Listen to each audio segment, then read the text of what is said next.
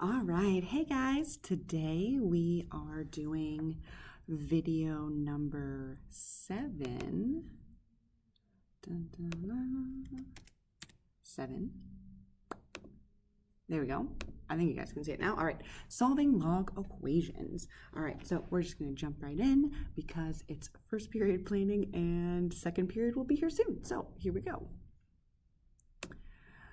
All right, so first thing to talk about, just a little bit of a recap, base 10 log versus natural log. We talked about these two in the last video, I think, or the video before then, one of the two previous videos. But if you don't remember, I just wanted to go over it really quick.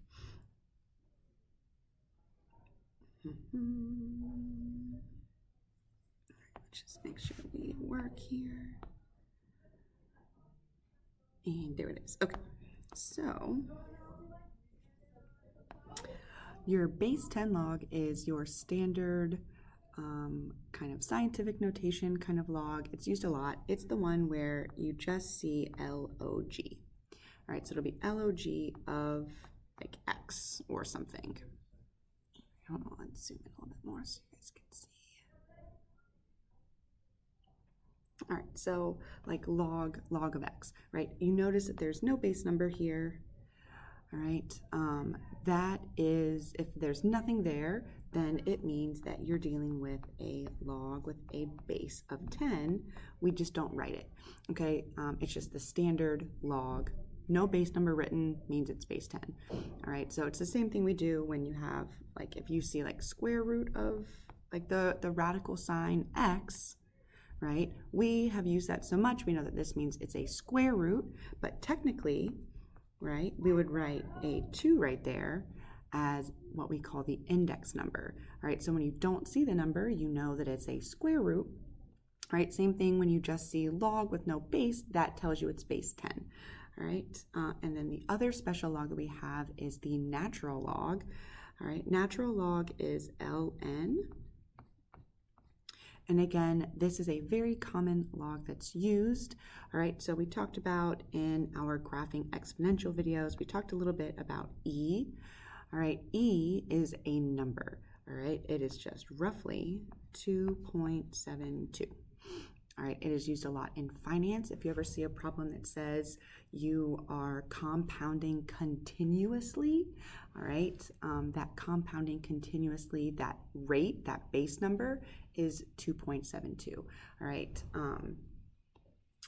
so it comes in interest rates, right?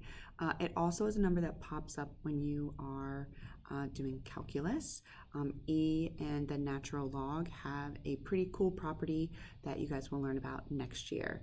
But the E is its own derivative. So it's kind of interesting. All right. But yeah, so you'll learn more about it. It is a really popular number. It's the natural number. It appears in nature when you have like a tree and you're counting like rings and things. They grow at a ratio of 2.72. So it's the natural number, which is why ln is referred to as the natural log.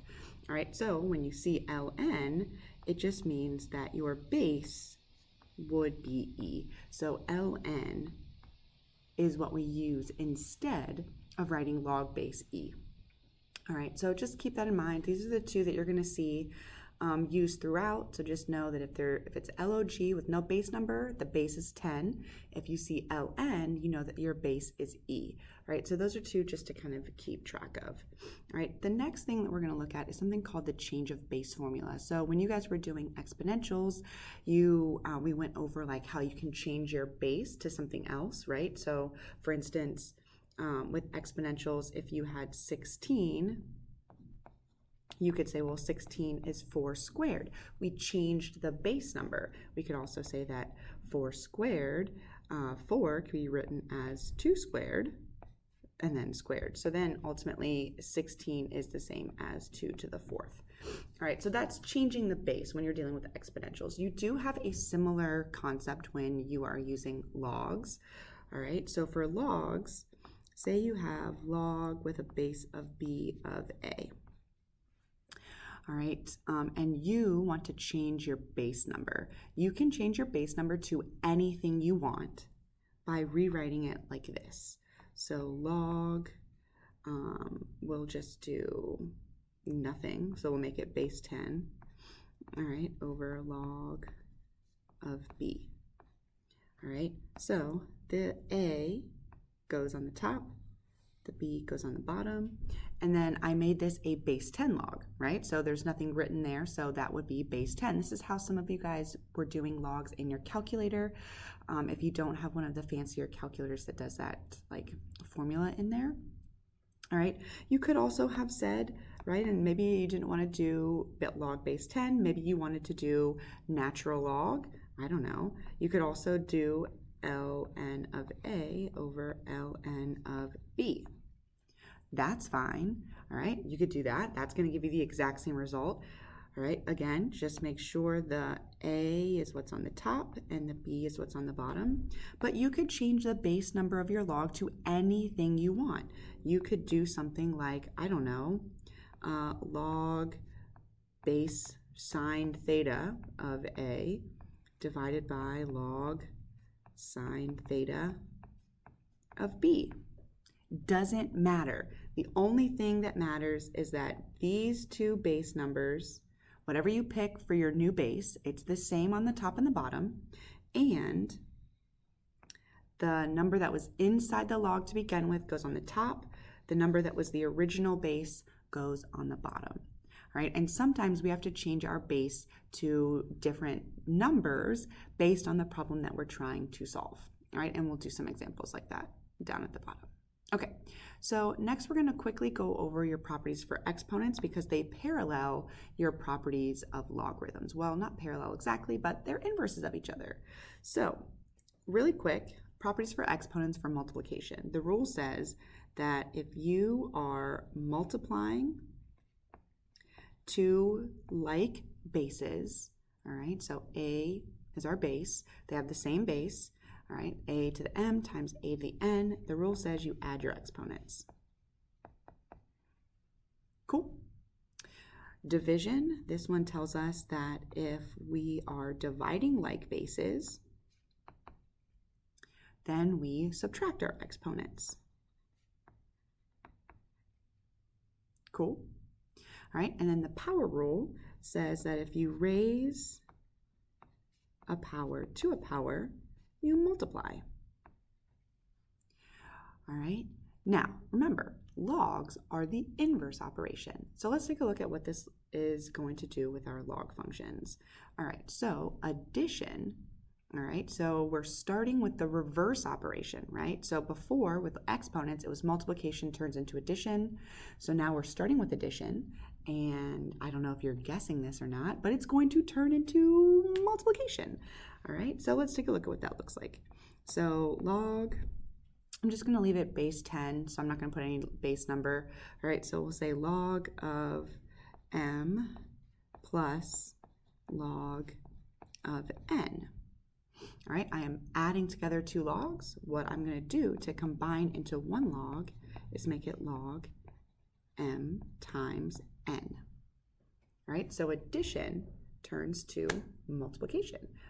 All right, subtraction, let's do a little zoom, there we go. All right, so subtraction, we're going to start with subtraction. So two logs minus each other. And when we condense those together, all right, so let's look at the exponent property. We started with division, it turned to subtraction. Now we're starting with subtraction, so it's going to turn to division. All right, hopefully you guessed that. All right, so we've got log m over n. All right, the first thing that you're subtracting, log m, is always what goes on the top. What you're subtracting from that first log is always what goes on the bottom. All right, last but not least, we have multiplication. All right, so this is something like m times log of n.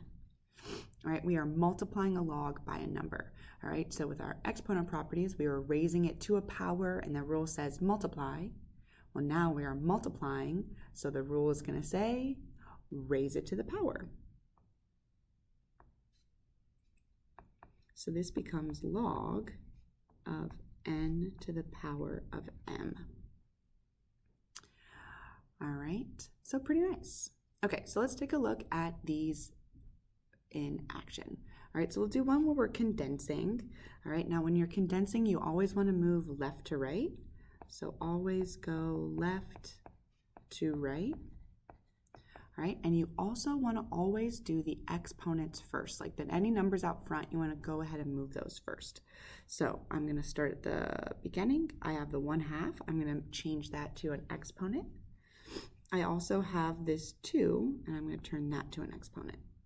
All right, so my first step is going to be to rewrite it as log base 6 of x to the 1/2 plus log base 6 y plus 3 minus log base 6 of xy squared. Now remember, that squared is going to both the x and the y there. It's getting distributed. It's not just going to the x. It's not just going to the y. It goes to both. All right, so now what we're going to do, that we've moved all of our exponents, we're going to condense. All right, so addition will turn into multiplication. So you only want to do 2 at a time. All right, so we are condensing these two. So it becomes log base 6 of x to the 1/2. You can change x to the 1/2 to the square root of x, and in fact, I think I'm going to do that. So x to the 1/2 is root x, and then I am timesing that by y plus 3. All right, so those were added together, so now I'm going to change that to multiplication. All right, and then I've got this minus log base 6, and I'm just going to distribute x squared, y squared. Okay, next up, we can, again, keep moving left to right, and I can condense these two together. All right, it's subtraction. The rule says subtraction turns into division. So I've got log base 6 of root x, y plus 3, all over x squared, y squared. And I am fine if you leave it right there. Yes, you could probably simplify the root x and the x over 2. I am fine if you leave it like this. If you want to simplify all the way, right, you probably wouldn't have changed it to a square root. You would just left it as an exponent, right, of 1/2, because then the rule, right, now it's exponent properties. Now you could say, if you want to go further, I would say log base 6 y plus 3 on the top, and then you've got x, and it would be what, 3/2 on the bottom, y squared, right? So subtracting those exponents, 2 minus 1/2, 3/2, all right? So that would be, you could also do it like that, but I'm fine if you just leave it, especially if you converted it to a radical, if you just leave it as like square root of x on the top and you don't combine the x's. I'm okay with that. Okay, moving on to expanding. So expanding is a similar concept, but you are going to kind of undo all the things. And this can be really helpful if you're trying to like get a piece of what's inside the log like out. So generally what you're going to be doing when you're solving is you're going to be doing a lot of condensing, right? Condensing to make it smaller, and we do that all the time, right? We always want to condense and then we can solve. But sometimes you might have a log that's like trapped inside of like this really big thing, and so you might want to start like expanding, all right, to get like a piece out. So it can be a useful tool. It's not always necessary, but it's definitely good to know how to go backwards and forwards. So with this one, since we're expanding, we're unwrapping, I'm going to go ahead and I'm going to bring my exponent, that 5, out to the front. All right, and then I can rewrite. So I have 5 times the natural log 4x cubed y over, and I'm going to change this square root of x plus 1, I'm going to change it to a fraction because I know that that will give me kind of more expanding. All right, so the next thing we've got is we have this division problem. So I'm going to separate, turn this into 2 logs that are being subtracted from each other. So 5 ln of the top cubed y. All right, and I do want to make sure I put a bracket between the 5 and the ln because the 5 goes to this whole log. So I want to make sure that I could, if I needed to, I could go back and distribute the 5. All right, and then minus ln x plus 1 to the 1/2. And then I close that bracket, right? Because that 5 goes to both those natural logs, not just the front one. Okay. So I'm going to continue moving, all right? There's a lot of multiplication that's happening in this first parentheses. Remember, every time you're multiplying, you can expand using addition. So I'm going to go ahead and expand that whole piece right there. So everything, there's 3 things that are multiplied together. So this is ln of 4 plus ln of x cubed plus ln of y minus ln x plus 1 to the 1/2. All right, so I just separated the 4, the x cubed, and the y. The next thing, and this is our last step, is any exponent, you want to go ahead and you want to move it into the front of the log. So I'm going to take the 3, move it in front of the ln, and I'm also going to take the 1/2 and move it in front of that ln. All right, so then I would have my final answer of 5 ln 4 plus 3 ln x plus ln y minus 1/2 ln x plus 1, and then close it. If you want to distribute the 5 into the parentheses, you definitely can, but it is not necessary.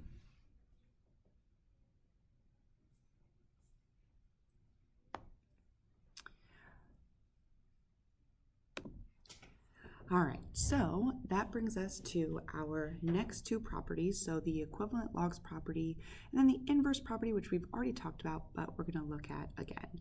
All right, so equivalent logs, this is the same as like our equivalent base property that we had with exponential functions, where if we can make our bases the same, then we can equal our exponents. This is the same concept. This is also referred to as the uniqueness property. But it all just means kind of the same thing. So here's what the property looks like. So it says that log base b of x equals log base b of y, right? So if you have an equation where your log bases are the same on both sides and it's just 1 log equaling 1 log, then x has to equal y.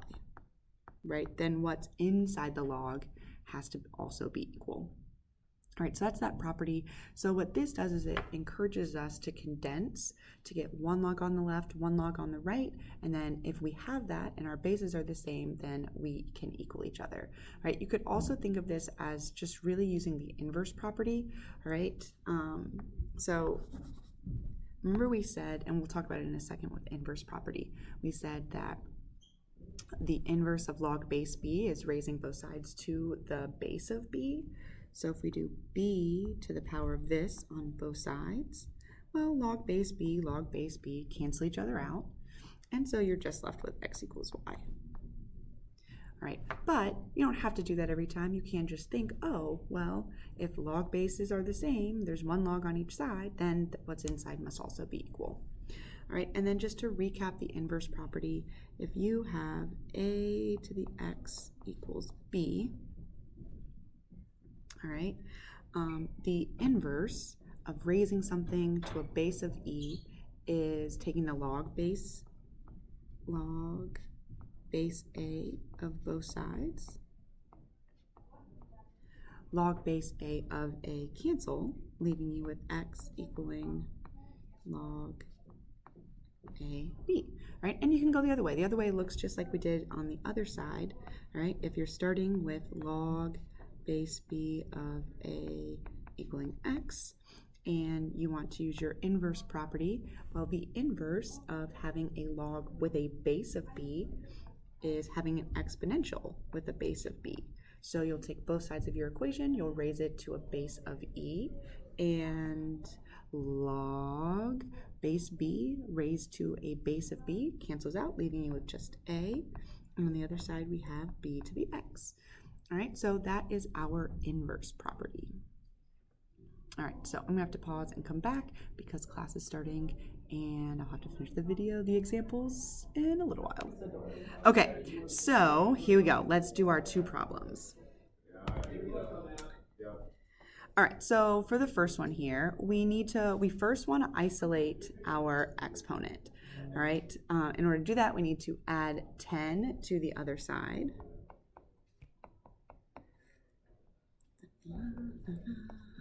I'm doing this during options, so sorry if it gets loud.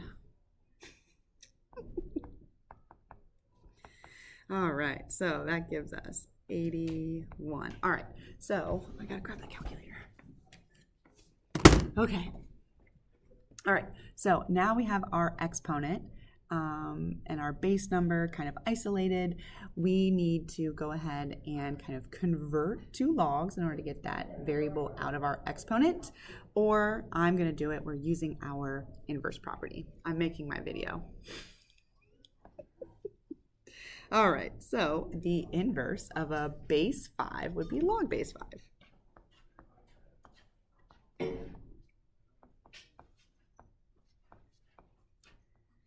All right, that's going to simplify out. No idea, Carter. 9p plus 5 equals log base 5 of 81. All right, so now this is pretty straightforward. We're just going to get p by itself. So subtract 5.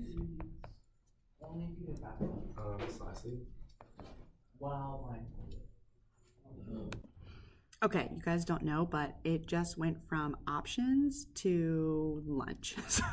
So I'm trying to like get back into the problem. Okay, so we subtracted 5, and here's my calculator now.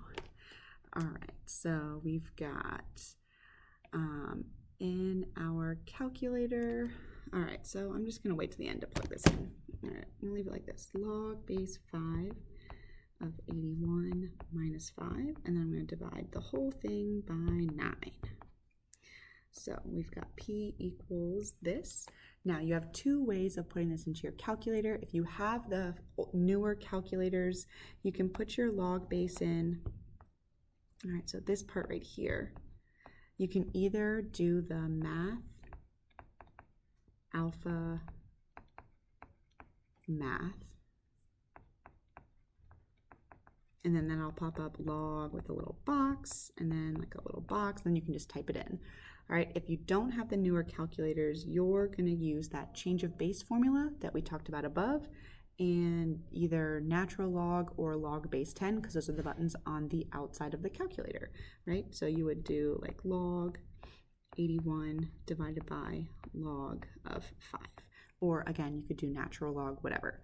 All right, so putting that into our calculator, we have 581, enter, subtract 5, and then divide by 9. You should end up with a really wonderful answer of negative 0.2522.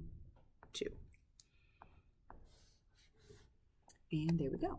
All right, I want you guys to try the second one.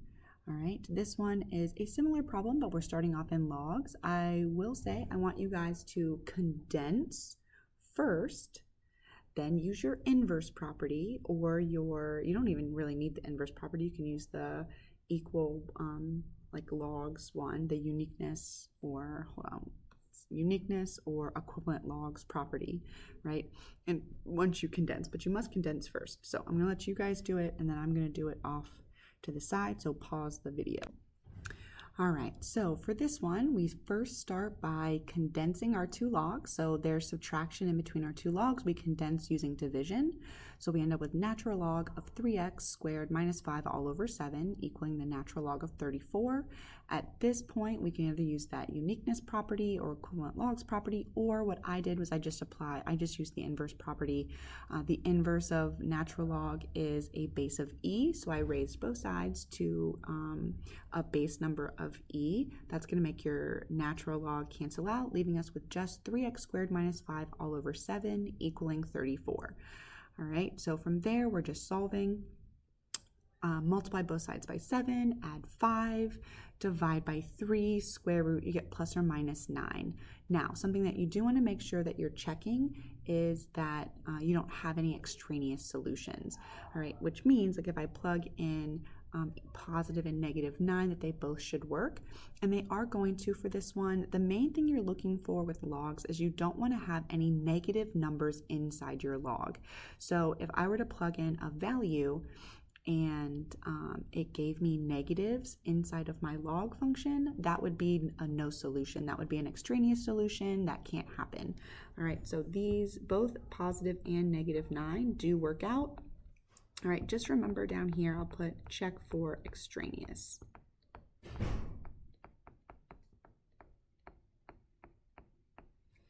All right, and then you want no negative numbers inside of a log.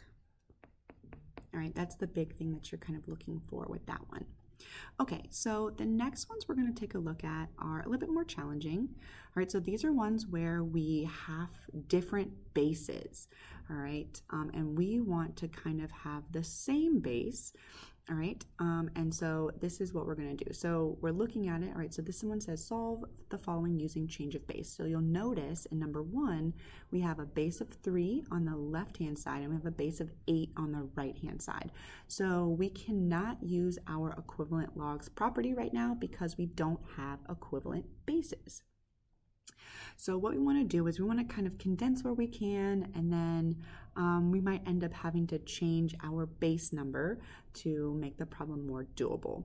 All right, so what I'm looking at right now is that on the left-hand side, I have a log base 3 over a log base 3. I actually can use the change of base formula to condense this. All right, because basically what we did was it changed it to a base of 3. So I want to undo that. Well, just kind of writing this up here, right, we're kind of doing the change of base in reverse. So if we have something like this, we can change it to log of, x base whatever, all right, of b over log base whatever x, right, of a. So instead of going forward, I'm kind of taking that and going backwards. So I'm going to undo the changed base and kind of put it back, which means this would be log base 8 of 5x. So I'm just rewriting this, kind of undoing the change of base. Log base 8 of 5x equals, all right, I also want to use that log property to take this 2 and move it to an exponent. So now I have log base 8 of x over 2 squared, all right, and now it turns out that I do have the same base on both sides of my equation, so I can go ahead and use the inverse property, or you can call it the uniqueness property or the change of base property, whatever you want to call it, not change of base property, the equal bases property.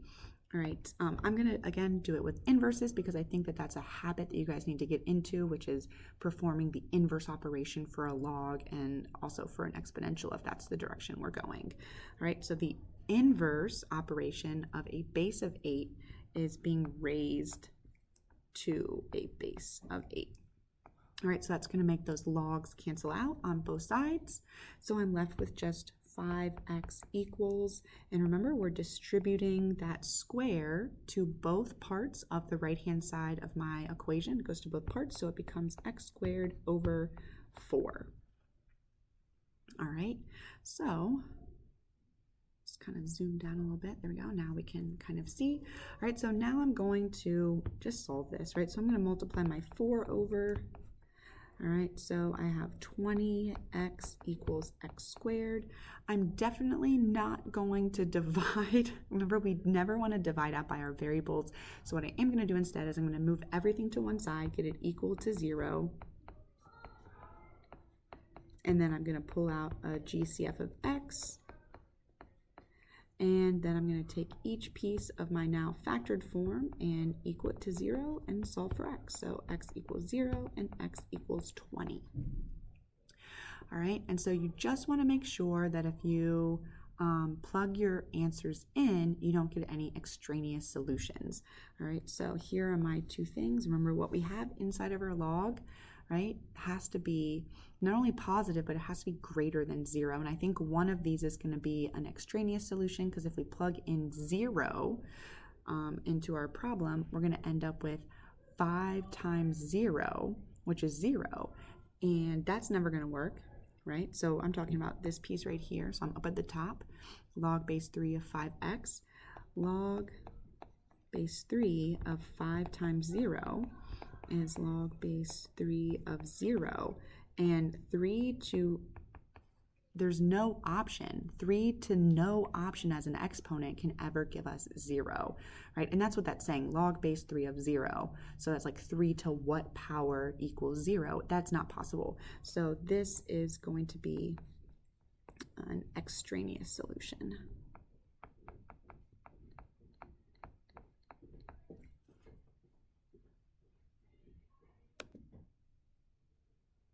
Okay, so next we're going to take a look at this one. All right, so again, this is going to be one where we want to change our bases, because if you notice, we have one base on the left-hand side is 5x, the base on the right-hand side is 2. That's obviously not ideal. So first we want to go ahead and combine where we can, and hopefully you notice that the log base 2 of 5 and log base 2 of x have the same base number. They both have a base of 2. So we can go ahead and we can condense those into one log. All right, so here we go. So we've got log 5x, x minus 1 equals 1 over log base 2 of 5x. Remember, addition condenses to multiplication. Okay, so now we're here. Now, I have a 5x inside of this log base 2. That 5x shows up in another place. It shows up on the left-hand side of my equation as my base number. So what I want to do is I want to be able to get rid of that 5x. It needs to get out of the base. I need it to be, I don't want a base number of 5x. I don't really want a variable in my base, right?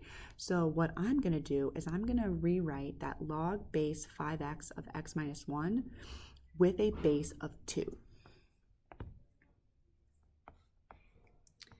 So it's now log base 2 x minus 1 divided by log base 2 of 5x.